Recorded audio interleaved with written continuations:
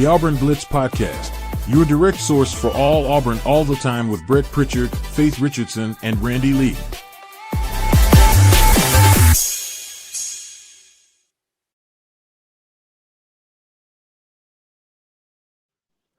What's up, everybody? Welcome into the Auburn Blitz Podcast here on a Friday morning. We are glad that you have joined us wherever and whenever it is that you join us each and every day here on the Auburn Blitz and making Auburn Blitz part of your daily Auburn athletic intake. Brett and Randy here on a Friday morning, and it is, here we go time. Portal is open. What will we see? What's going to happen? All kind of stuff. Playoff action yesterday was wild. I'm telling you, just a ton to talk about. Happy New Year to everybody out there. Hope everybody had a great start to 2026 yesterday.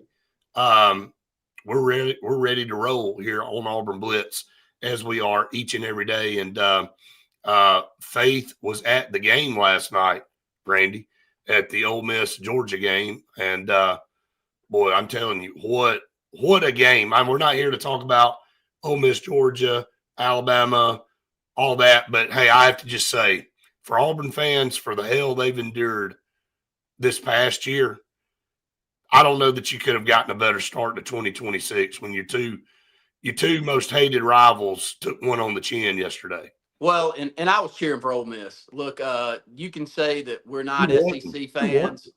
Yeah, I mean, you can say we're not SEC fans, and I'm really not. I mean, I despise Alabama and Georgia worse than I despise anything in life. Yeah, I'd never pull for them. But I am cheering that an Ole Miss team, first time in the playoff, first time really with a chance to do anything like this, follows through and at least gives himself a chance to win this thing. And, man, they looked great last night.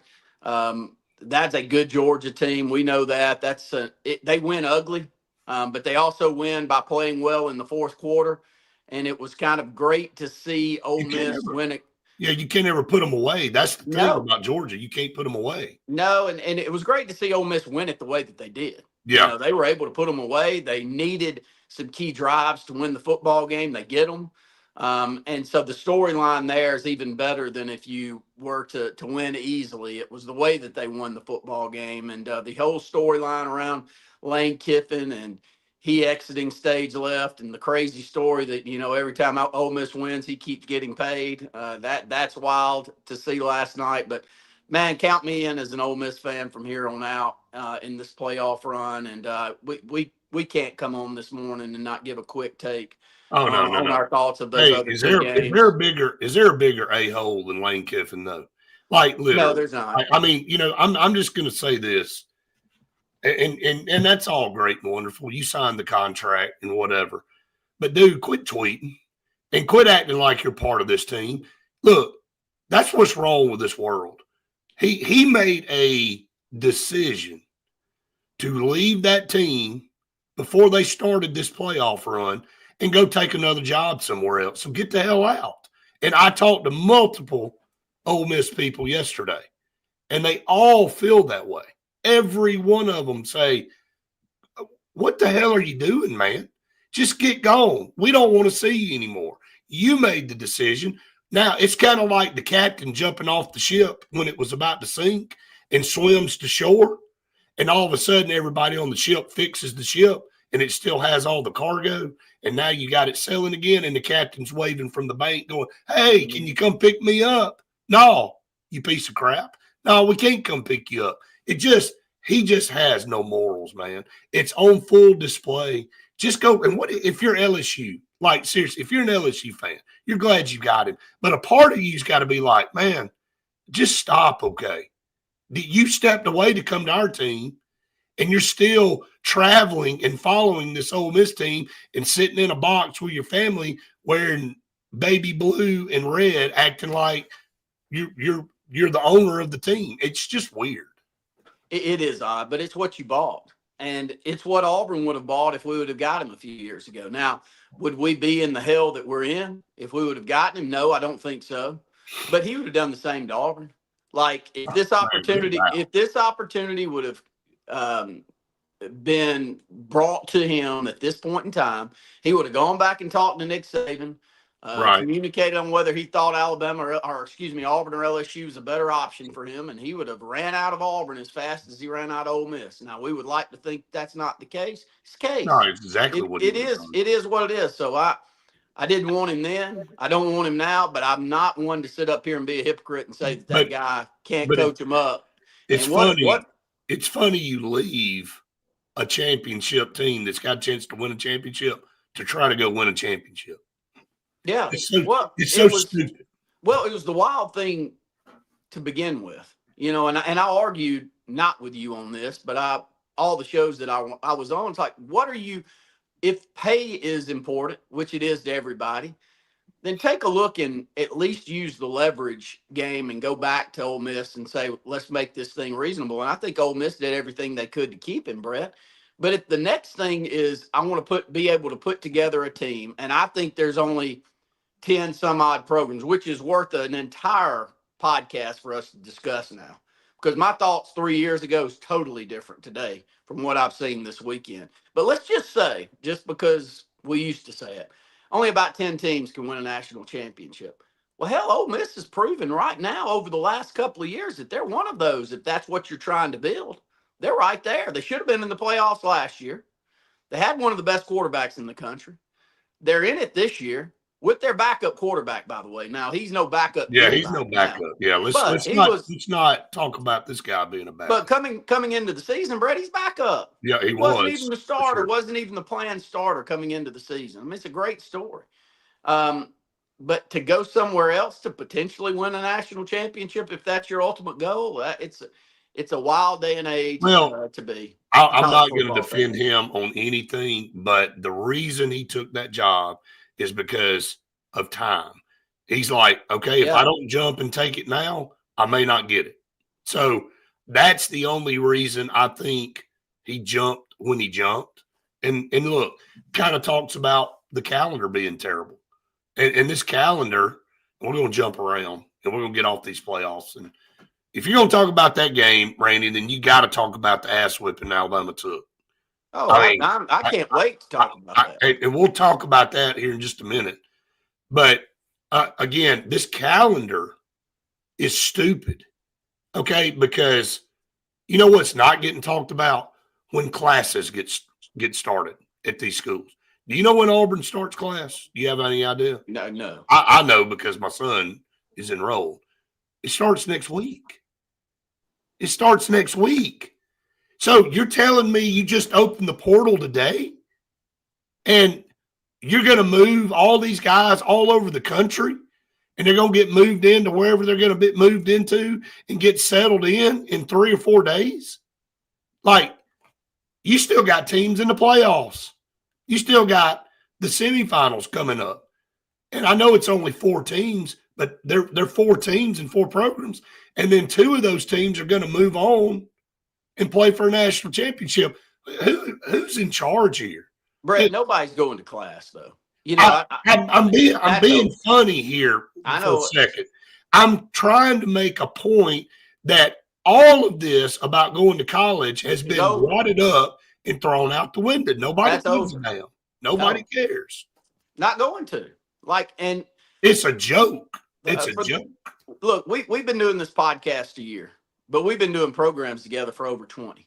Brett has been preaching. Brett, if you don't know his background, it's in the college system. Brett has been pleading that where's academics getting lost in the mix? For at least a decade now, you and I have been doing programs. That's what you've been pleading. Somebody explain to me where college and where academics is falling into the mix. And I can tell you where it's not. It's not even part of the thought process anymore. Non-existent. And the thing that I keep bringing up, which is the wildest thing to me, is the Title IX deal. How that is not constantly talked about is beyond my belief. I don't understand it. Somebody a lot smarter than me is going to have to call in and give me a good reason how Auburn, Alabama, and these other colleges that take federal money is giving this much more to men's athletics than they are women. Come on, Brett. Somebody help me out here because it feels like the best. If I were an attorney, that's the case I want. That's the big one that's sitting out there. Right. And it's not being discussed enough. And I know we don't want to talk about it here, but it just keeps adding to the overall topic of what the hell is college athletics. And I don't It's think any not. of us have It's an answer no. to it. Nobody cares. But Nobody cares. please don't let me go down this rabbit hole without jumping in Alabama. Well, I want to make a comment. Okay. Where Small Time said Auburn lost 7 games by 50 total points, and we've been down this road a bunch, and we know the word in Auburn, Alabama, that's a cuss word now. The word close. Mm-hmm. Everybody's tired of hearing it. But Alabama, like, here's the thing, and I saw somebody make an analysis on Alabama yesterday.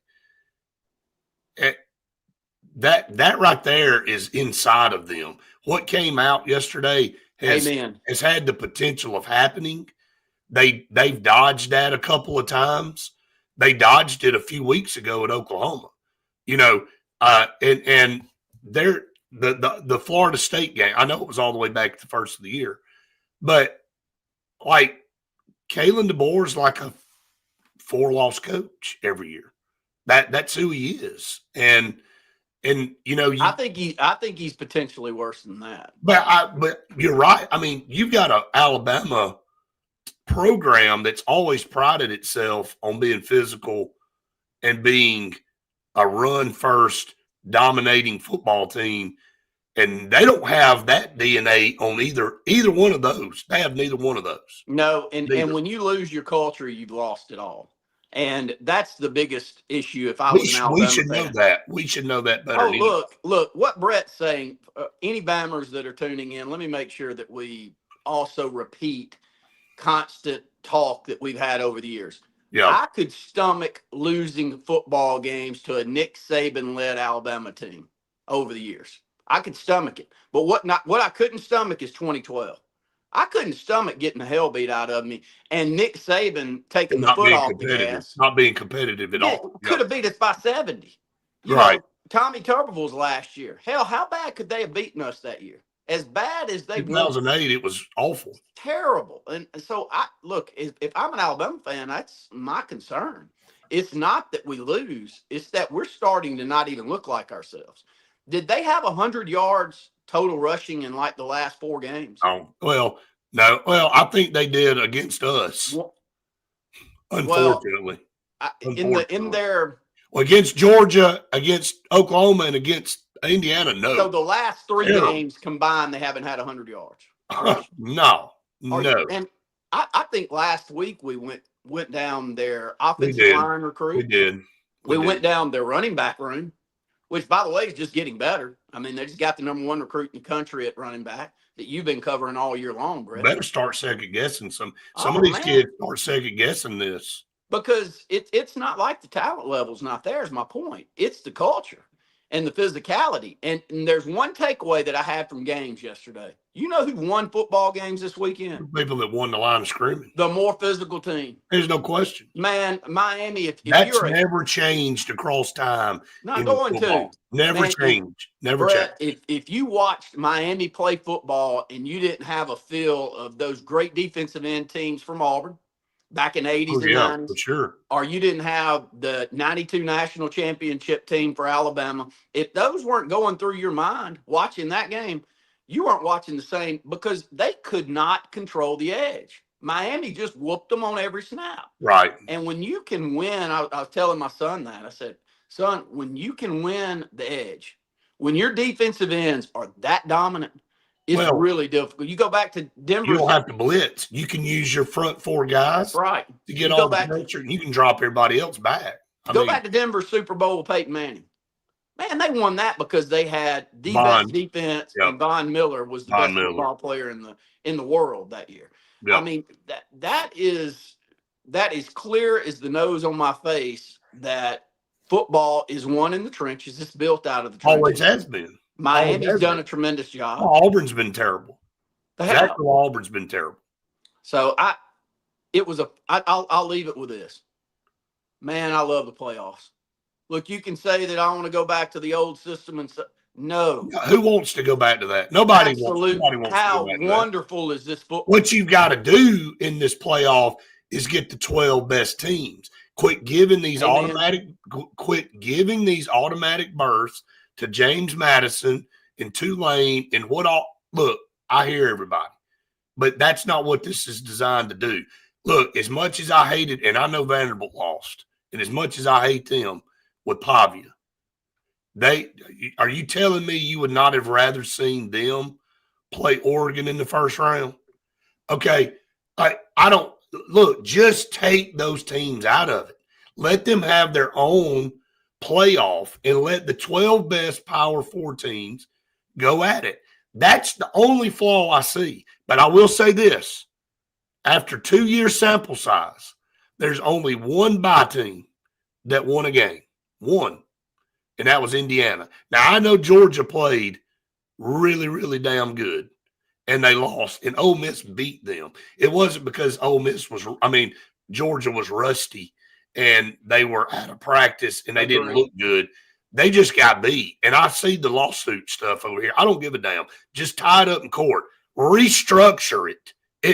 Everybody doesn't do anything because they're afraid to get sued. And that's what John Calipari said the other day. He's like, sue me. I don't care. I'm sick of it. Can't do anything without somebody taking something to court. Well, everybody's tired of that shit because you can't get anything done because everything's a lawsuit. Everything is a lawsuit. So I'm just tired of, well, we can't do that because of a lawsuit. Fix it. Fix the problem. Everybody knows it's a problem. Just fix it. Give me quit a leader. Worrying about it. Give me a leader. Yes. So I was on a text thread about another football/sports organization yesterday that you and I love. And everything revolves around someone at the top standing up and being the elephant in the room and saying, I've heard everybody. Here's the decision I'm laying down. Right. And I've got all the answers on why I made that decision, but I'm telling you, I'm standing behind the decision that I've made right here. Right now, until you get that with the NCAA, you're never going to get out of the woods. You're not going to. Someone's got to make a decision. Nobody's going to agree with everything that's decided on. Right. And when the common sense has left society, and it's over. Common sense is just gone. Like, again, I hear everybody on antitrust and all that, but just what Troy just said, top 12 teams, top 4 get a bye, no G5. Why wouldn't the G5 teams want to go? There ain't a chance in hell, and I'll eat my words, that a G5 runs through this playoff system and wins a national championship. Ain't happening. So, if you're a G5, are you just content to make it? Are you content to be one of the 2 that's selected every year as a token? Because that's all you are. That's really all you are, is a token. Because you're going to have to travel somewhere and get the hell beat out of you in the first round. And is that how you want to end your season? Or would you rather go to your own 12-team play? We're not going to go on down this line. I'm just saying, people, please, can we all come together collectively in this society somehow and bring back common sense? Can we make common sense great again?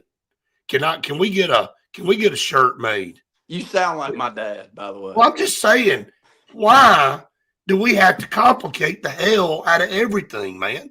We're we just great all at can sit there and look at it and go, okay, let's be honest. Nobody thinks this is a good idea. And so when you say that, you go, well, let's just fix it. Can we just fix it, please?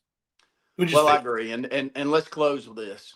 Last year, we're not podcasters, closing, by the way, everybody. We're just getting off this subject. No, podcasters and talking heads like you and I love to just giggle and laugh at Indiana, and they didn't play anybody and they didn't deserve to get in. But man, had they not changed the conversation this year. There are pie in so many faces of Bama fans, Auburn fans, everyone that said Indiana didn't deserve to be there because they didn't play anybody.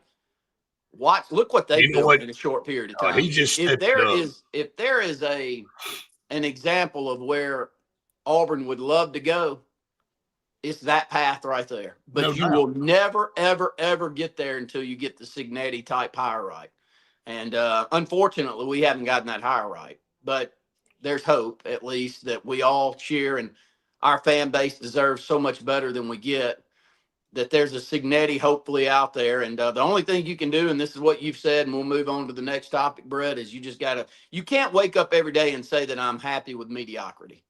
You can't do that. I've been saying that forever. I told You have. everybody on our show, why in the world would you lower your standards? Why would Yes. you go, well, I mean, I've said it for a million years.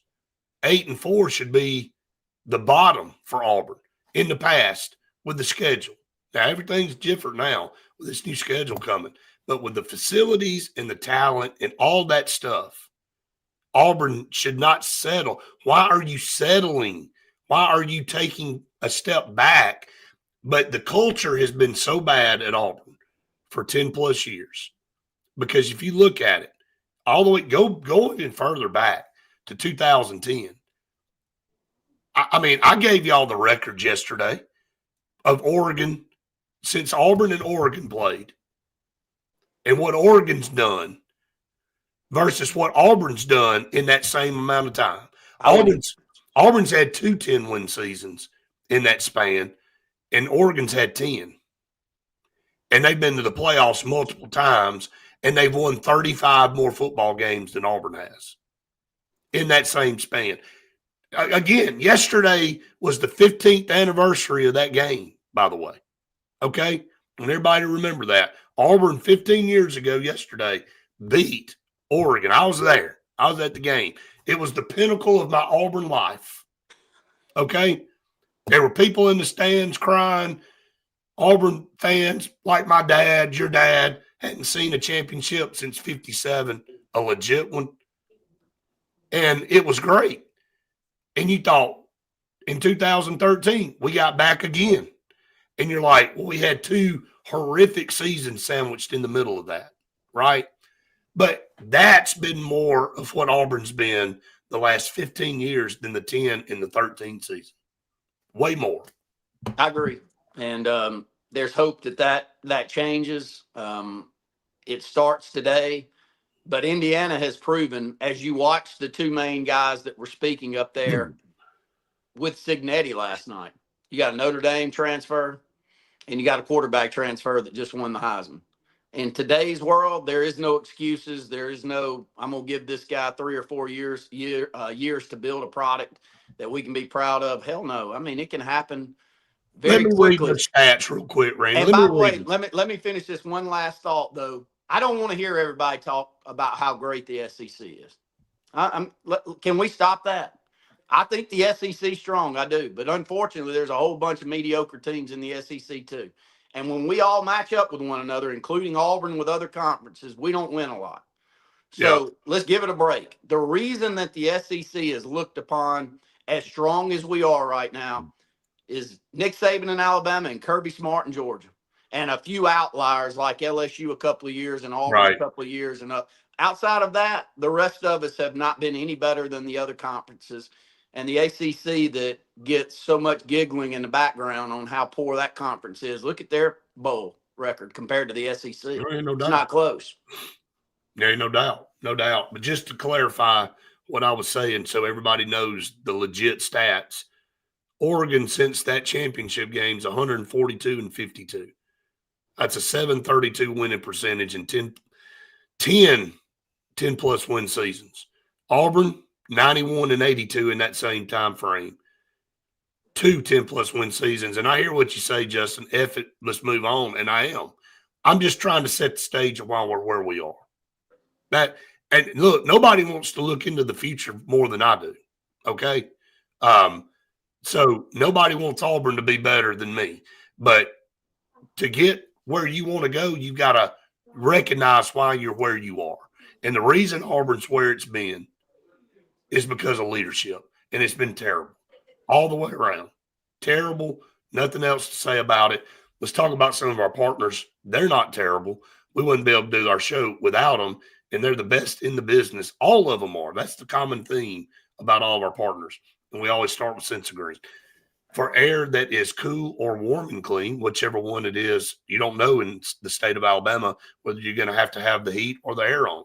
Call them Sensagreen. They have the carrier units. They are the experts here in the state of Alabama, and they are proud supporters of Auburn Athletics and the Auburn Blitz podcast. Check out Sense of Green for your next heating and air, heating, cooling, and insulation. Scout Program Management, a full construction management firm located in Birmingham, Alabama, serving the Southeast. They do tremendous work. First of all, it's all about the people. And Scout, they have great people. So that means they run a great organization. And I've watched them. I've dealt with them. They're the best in the business. They will take you from the pre-construction phase all the way to the time you get the keys in your hand for the finish of your project. Call on them or check them out online, scoutpm.com. Bunkers in downtown Auburn. Is there a better place of sports, food, music, and fun? Every time we go there, it's a blast. Talked to Alan yesterday. Love those guys over there. They have the most happening place in downtown Auburn. If you have not been to Bunkers, I don't know what to tell you. Shame on you. It is one of the best places. They have parking for everybody. It is a great environment. I know they had a blast for New Year's Eve. It was packed. So you need to check out Bunkers, make it part of your daily or weekly schedule to go eat lunch or dinner and just have fun. Is there anything wrong with that? Anything wrong with having fun? No, I'd like to, but yeah, we're right in the middle of talking how we can build this thing back up, Brett. And I hope it starts today. So I need you for the remainder of this program to tell me the direction that you think Golish and staff are going to take this Auburn program and things are going to look up from today on. Well, I think the first place you start, obviously, is Byron Brown.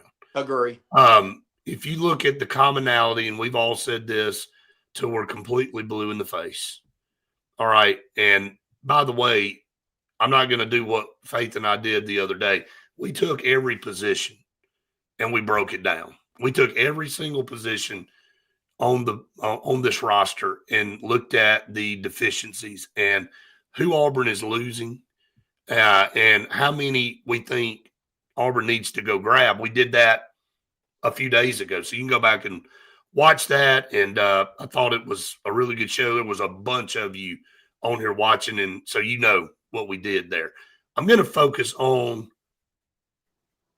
this quarterback position and the lines of scrimmage, because if Auburn doesn't get that right, then the rest of this is a mood issue. Look, the wide receivers, and look, I've got my take on this announcing you're coming back stuff. Hate it. And I just, look, I get it, man. I know, and I'm scrolling. I'm trying to find something, so just bear with me on this. I just, if that's where we are now, and I had some people text me yesterday, go, well, y'all post all the guys getting in the portal, but you don't post any of the guys announcing they're coming back. And I said, because I'm not going to. Because if they're there, they're there. Why is that an announcement?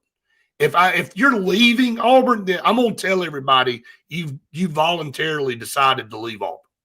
I'm going to put it out there. All of you that are following us on Instagram know that's where you get our up-to-date, most second-by-second information.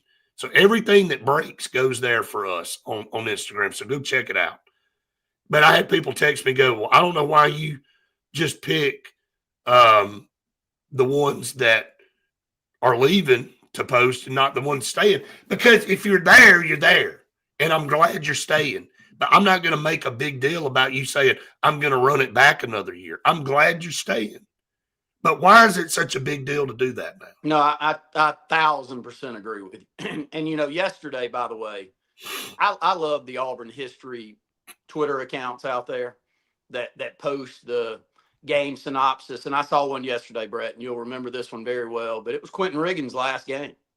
He had a key interception in that game, and Auburn played well, and we won the football game, I think, against USC with Rodney Peete at quarterback, and Auburn won the game 16-7, and Andre Bruce had 3 sacks. The thing that I thought about, though, was we were in a text thread about 4 or 5 guys that had decided to come back. And I'm like, could you imagine Quentin Riggins needing to come back about 5 damn times to tell us that he's staying at Auburn? That's the stupidest thing. That's how far we've moved. Hey, I've got some from them. Useless trivia for you on Ask that game. If I don't know it, then I'm going to be upset with myself. Yeah, you're probably going to be upset. Who was the halftime singing guest of that game? No clue. Citrus Bowl. I remember it. Who? Like it was yesterday. I don't. The Gatlin brothers was the halftime guest. And why I know that, I don't know. But I tell you why is because I used to videotape this is how good Auburn used to be, everybody, for the younger generation. We would record the football games on VHS. Like, so the Citrus Bowl, Auburn playing USC, at the Pritchard House, that game's getting recorded. Now, if you lost, it went in the trash. You didn't even try to erase the tape. You just threw the whole damn thing away. But Auburn won. And so I know y'all are going to think I'm a little weird probably. But in my spare time when I was a kid, I'd go pull those tapes and I'd watch them. I can remember about every single play in that game. And because I watched that Citrus Bowl a million times, and I watched the Gatlin brothers perform at halftime a million times. So that's why I know that, just by the way.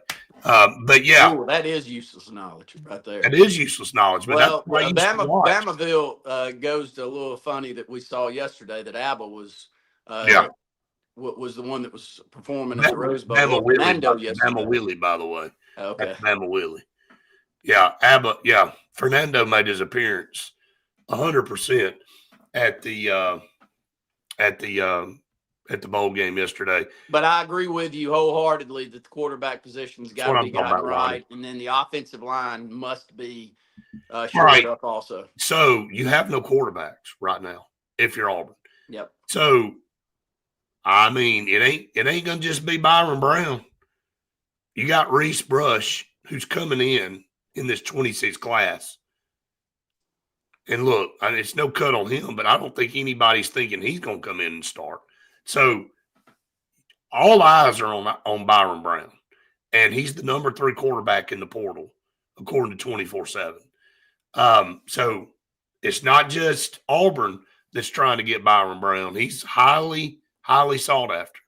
So, but if you're to build this thing and you're Alex Golesh, you're doing everything. And I know more people, I see what Chris just said, reports that Brown's locked in with Auburn, and you better hope so. Because if it isn't Brown, you're going to have to go get somebody that's really, really good and ready to go. But Brown makes the most sense for Alex Golesh and the staff because of the familiarity and the connection and obviously being with each other the last several years. Now, can Byron Brown is that what weighs out for Byron Brown? Because Auburn is a work in progress, and he's got 1 year left to play. Is he want to come to Auburn and spend this last year? And if he has that much confidence in Alex Golesh, you'll see him. But I think that's where you start. And this offensive line, and I went through it the other day. Outside of the quarterback, there is no position on this team that is more important.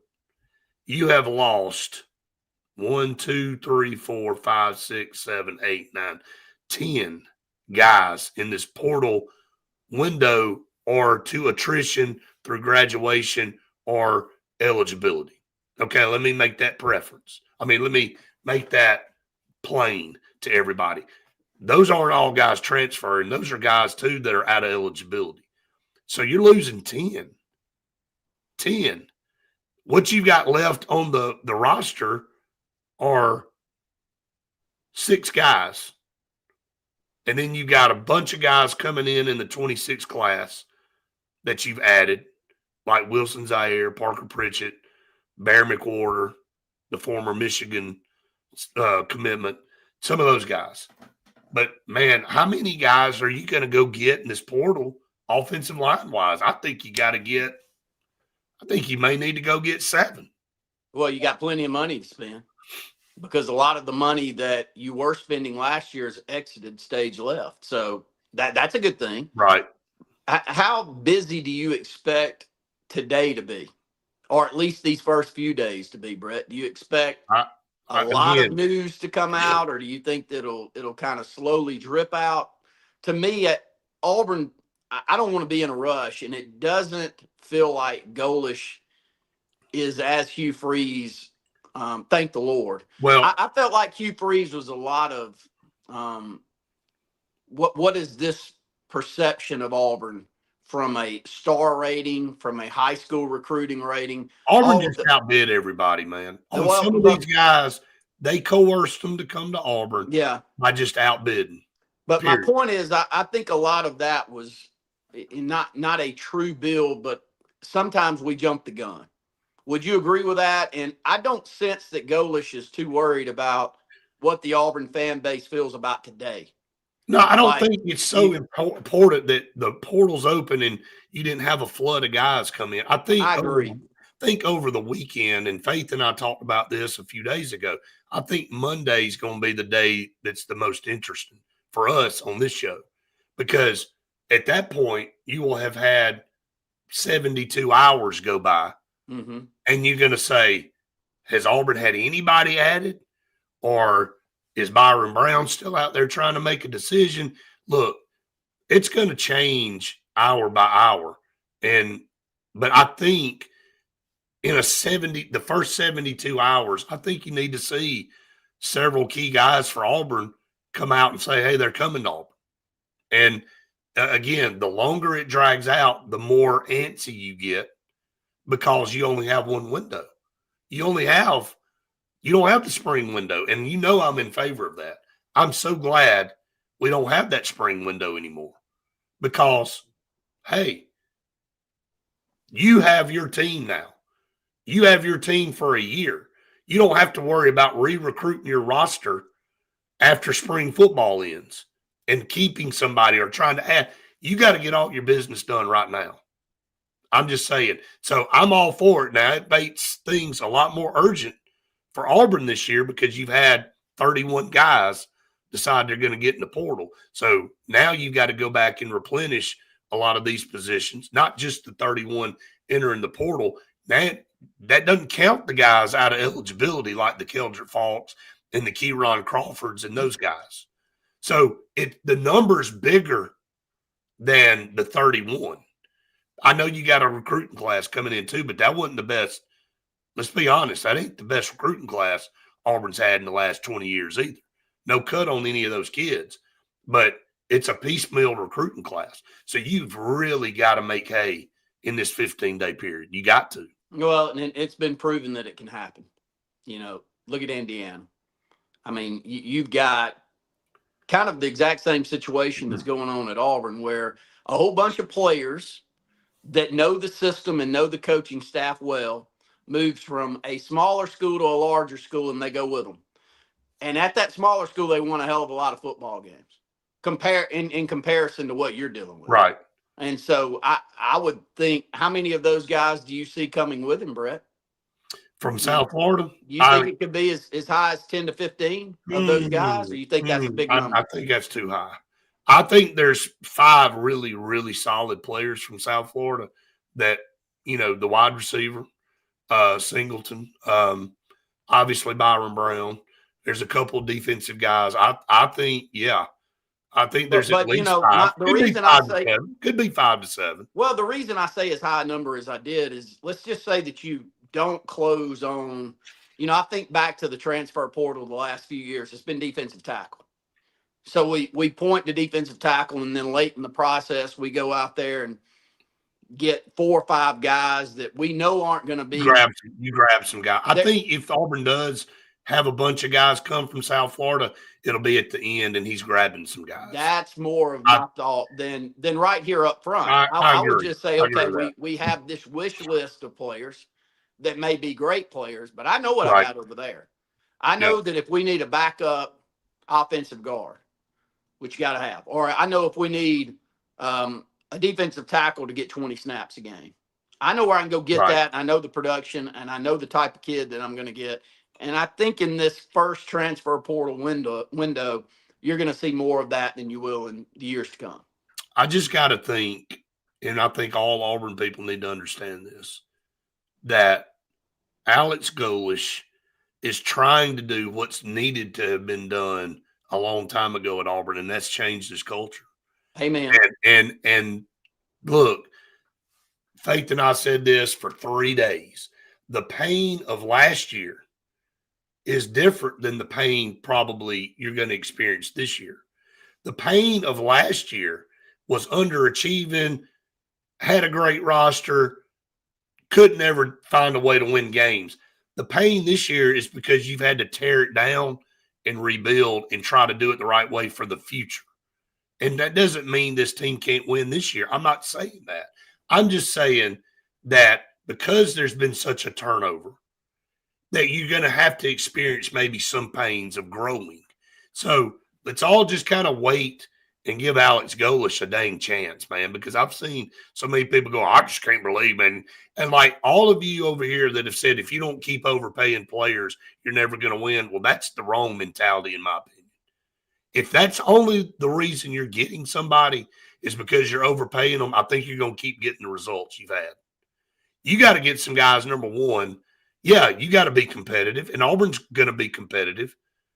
But you got to set a culture and an expectation, just like Signetti did at Indiana, just like Nick Saban did at Alabama, just like Kirby's done at Georgia, of, hey, man, you can come here and play, and, yeah, you're going to get a good deal, but I'm not gonna bow down to you. If you want to hit the bricks, go.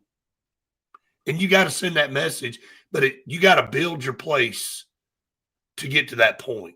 Well, and Auburn's in that position. Auburn cut corners to get highly rated players because they had to build a roster.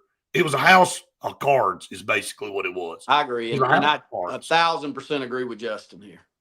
I want to follow Indiana's blueprint. They looked amazing. Not only Indiana, give me Miami's blueprint too. I want to be the Mario Cristobal. Yeah. I want to be the more physical football team again at Auburn. I want to be the team that when you play us, it's straight up hell. And in the 80s, when you and I grew up, thank the Lord for the 80s, or I don't know how many of us would be as positive about Auburn football as we are, but we had it, buddy, and we didn't win them all. And we only, the 83 championship, which has been properly given to Auburn this year, should have been done a long time ago. But we'll leave that we were the more physical team 95% of the games that we played in. Go back to that culture. That culture lasts. This fun and gun, tempo, keep going down the line of different, I formation, the wishbone, and all of those things are good, and you've got to be versatile, and you've got to change with the times. But I tell you what doesn't change about football is line of scrimmage play and physicality and creating All-Americans on the offensive line like Ben Tamburillo and keep going down the list, and Ed King, and how many of them you want me to bring up during that stretch that Auburn had? Tons. Defensive tackle like Tracy Rocker and Andre Bruce, and players, Craig Ogletree, and keep going down the list. Linebackers that end up in the pros like Takeo Spikes and others. That's where great football can exist for the long haul, not just get on the fad deal. So I truly hope that Auburn goes back down that path, and I think we've got the personality to do that as our coach now. I believe that. Absolutely. The first thing that needed to change about Auburn was getting a guy that had a different mentality of what we've had the last 15 years. That's just the bottom line. Hey, Ed says the perfect comment here. I think he's dead on. If you follow Miami's blueprint, your NIL roster will be about $25 million, which I think Auburn's planning to spend. Right there. Auburn's there. A $4 million quarterback. There's the answer.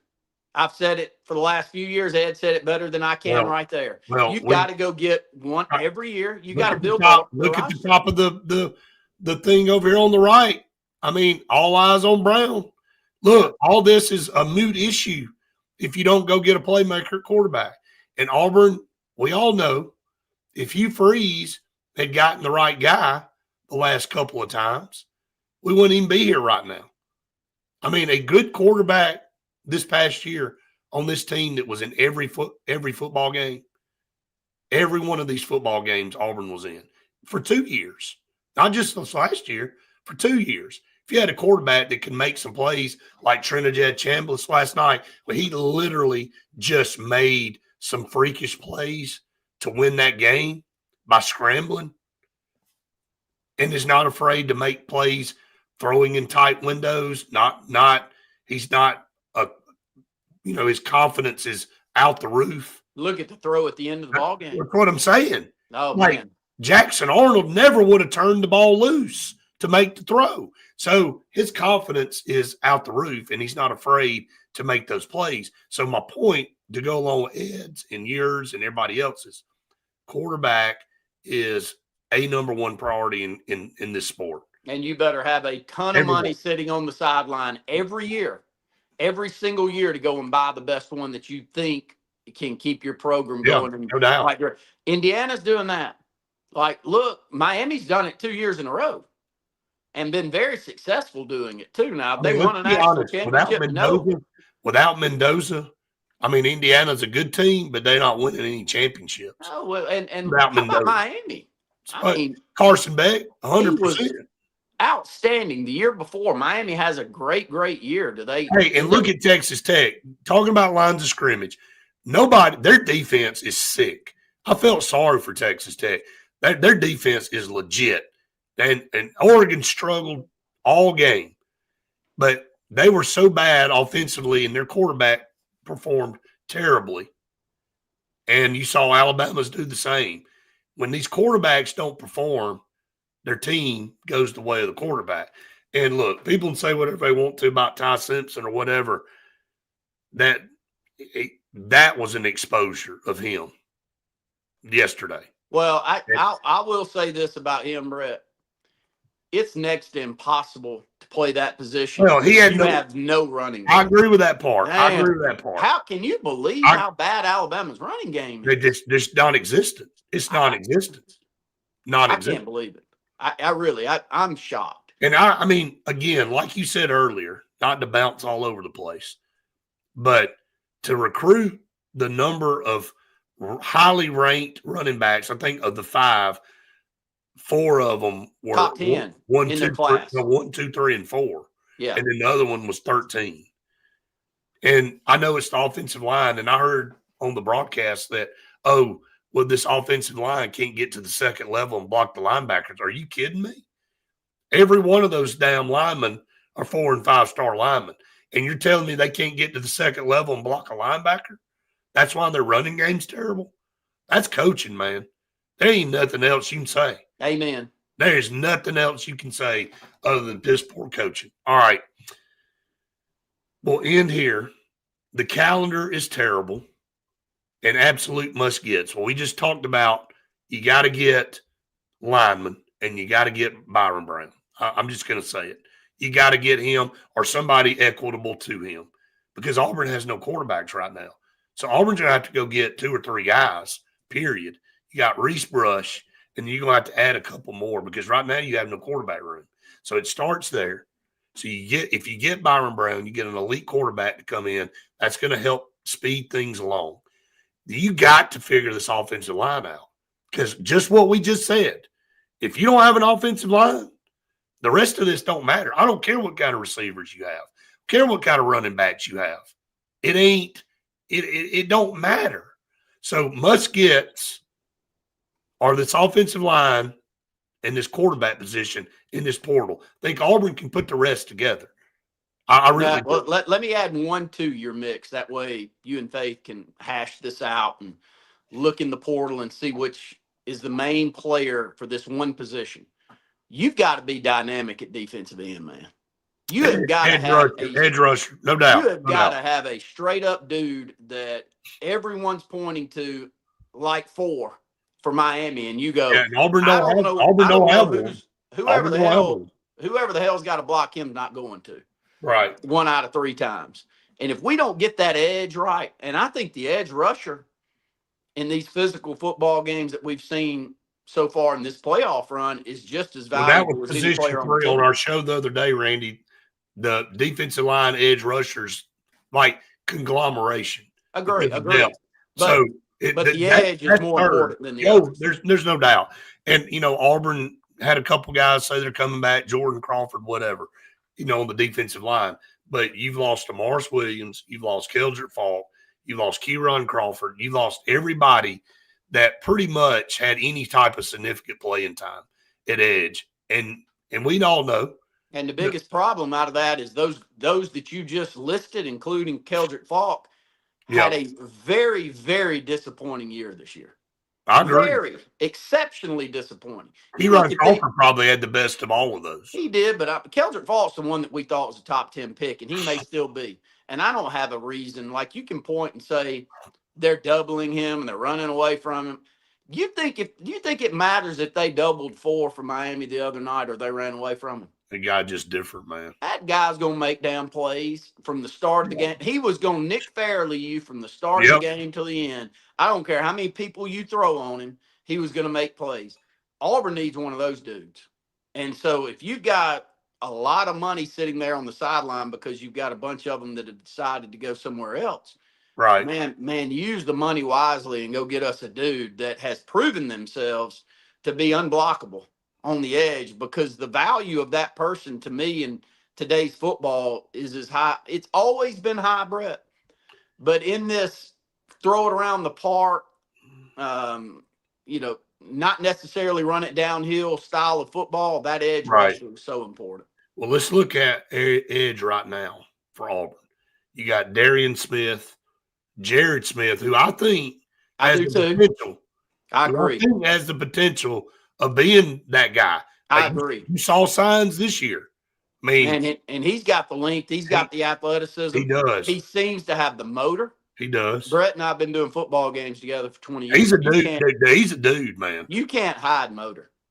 Like, we've had some amazing high school players that Brett and I've called, and I always tell Brett this: when you go 3 quarters without saying somebody's name, and they're supposedly a 3 to 5 star college guy, and I hadn't brought them up for 3 quarters, they're not very damn good. I don't care how you spin it. No, I totally agree. And J.J. Falk, who, look, man, I'm gonna tell you, that's Keldrick's younger brother. He's got a lot of potential. Good. Joe Phillips, we haven't seen him do. That's a 5-star guy, y'all. Who knows? That was a 5-star. Oh, Georgia. I mean, Georgia just they were pissed. Well, they were pissed that they didn't get him. And then Chris Wells in this 26 class. So that's what you got left. So absolutely got to go get 1 or 2. None of those. All of those guys must be developed. I'm not asking for that when I'm trying. Jared Smith's the highest of all of those. Yes, I think the ceiling's the highest for all of those. Yep. But my point is, none of them have proven what I'm asking for. Well, most of them haven't even hardly played. But like, you've got transfer money. Like, we've got 20. If you're telling me we've got $25 million like Miami to spend in the transfer portal, go spend me 2 or 3 on an edge rusher that has proven, not I'm questioning whether the ceiling's really high, that's proven that they can already produce at a high level. That's what Auburn needs too. Right. To go along, I mean, of course, offensive line, we've got to get much better there, and we need numbers to get better there. And you got to go spend a ridiculous amount of money on a quarterback, but you got to do that every year. You got to go ahead and plan for that in the budget. No, I totally agree. I mean, so there's your absolute must-gets. And, you can go back, everybody, and watch the show we did a few days ago where we broke every position down, talked about how many we felt like we needed to get in. But the priority, obviously, is the lines of scrimmage and the quarterback. So, I mean, that's a no-brainer. All right, some more of our partners here on the program. Oliver Ross talked to Mark yesterday.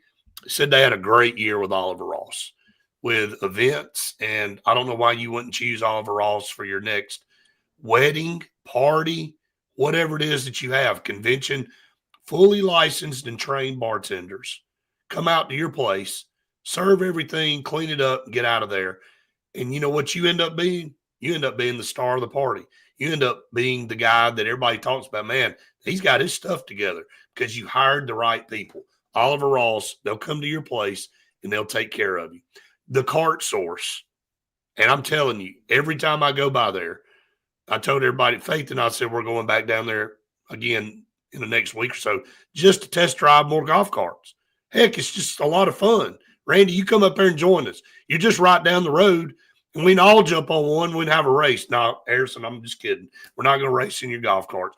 But if you want a golf cart or you're in the market for a golf cart, why would you not go to a place that's got a billion of them on this lot? I've never seen so many golf carts. And if he happens to not have one that you like on his lot, then he'll order it for you and they'll customize it. Easy Go, Cushman Yamaha Club Car. They've got every top line golf cart imaginable. 334-231-2205. Tell Harrison that Auburn Blitz sent you. He'll take care of you. Russell Medical Center, one of the top 3 hospitals in the state of Alabama. They are partnered with UAB Health. That's all I need to say, and I say it every day. When you partner with UAB Health, you're legit. That's one of the best healthcare systems in the entire world, and I can personally attest to that with things that went on with my family and other people's families. I know great facilities, great doctors. You don't mess around when it comes to your health care or your family. Check out Russell Medical Center, one of the top 3 hospitals in the state of Alabama. And finally, Alex City Marine. Look, that boat right there, I'm giving everybody a chance to go get it before I do. I'm just telling you. Like that 27-foot Blackfin center console, I can see myself behind it right now. I mean, I can. And if you want it, it's still there for you, and they've got a whole line of them. Pontoon boats, whatever it is, great service. Don't wait till summer. Don't make your wife mad and go, why didn't you just go ahead and buy that boat like I told you, and everybody else is out on the lake and you don't have one. Now's the time to do it. In the wintertime is when you get the best deals, everybody. I know Lee and Steven don't want me to tell you that, but now's the time for you to go get the boat of your dreams. 256-215-3474. I ain't kidding. If y'all don't go get it, probably going to end up in my driveway, and I'm probably going to be in trouble. So are you getting rid of the bass boats, the question, to do it? I don't know. I see a lot of them fishing out of those things now, Brett. It's the boat now, man. It is. I know what it's I said. The boat. And they're so versatile, man. Like you can take that boat to the coast and you can go out in the bay on a calm day with just one motor. You can go out in the Gulf. I mean, it's just, and then you come right back to the lake and you can pull up on a sandbar. I mean, it's just so versatile and you can do so much and you can get everybody you want, all your friends on there. So go check them out. I mean, yeah, so you can get rid of the 2 and just buy the 1. I'm thinking. Probably not going to get rid of the pontoon boat. Okay. Yeah.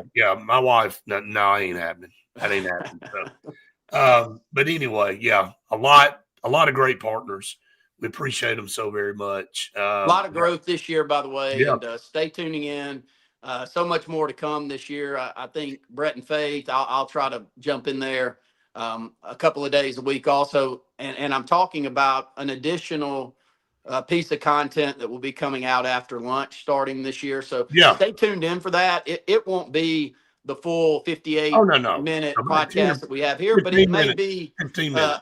An update throughout the day, which would be a great one to do today, Brett. I'm around here in Dayville actually cleaning screens and printing T-shirts. So if you need me, you just grab me. If Byron Brown announces that he's at Auburn, we'll jump on.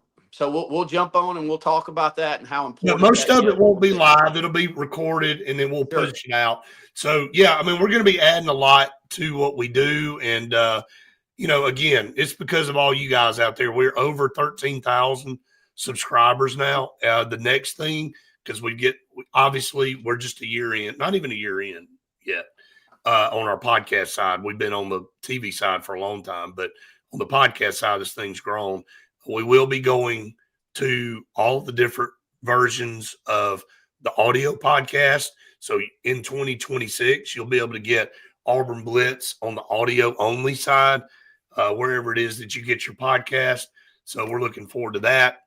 Just a lot of growth. We appreciate all of you so very much. Again, we didn't have a chance to really talk much about basketball, Justin. We got plenty of time to discuss that. Yeah, we got all kind of stuff coming up. But, hey, Auburn does play Georgia tomorrow. SEC play gets started, so everybody check it out. So, all right, anything else? this morning? No, that's it.